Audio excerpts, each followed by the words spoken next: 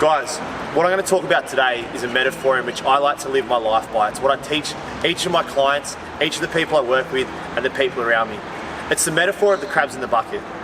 You see, for a lot of us in society in which we're currently living, we don't understand that the people that we believe are there to help us achieve greatness in life are generally the ones that are pulling us down. For those of you that are going to watch this, I want you to understand this metaphor. I want you to understand this philosophy of the crabs in the bucket. So basically, guys, unfortunately for crabs, their mindset doesn't allow them to understand that they actually have a life outside of the bucket.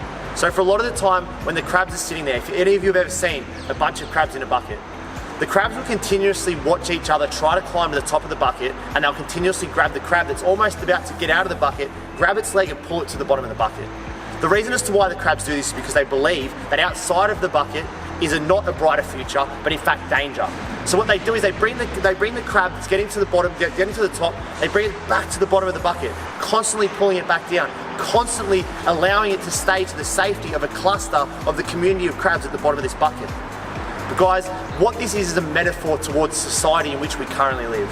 You see, for a lot of us, we have this thing in the side of Australia called tall poppy syndrome. When somebody's starting to get outside the bucket, somebody's starting to actually get ahead, we have this constant scenario of pulling them back to the bottom of the bucket where we believe as a collective it's safe. Stop being those crabs that pull the other crabs back to the bottom of the bucket and start being that courageous crab. Start being that person that thinks outside the square. Start being that person that knows there's an existence outside their current realm. Be that person that climbs outside the bucket, be that courageous crab, and be that person that encourages other people. You see, guys, what you're currently experiencing inside this bucket is not what's actually outside there. There's a big, bright, beautiful, amazing world, so go and experience it now.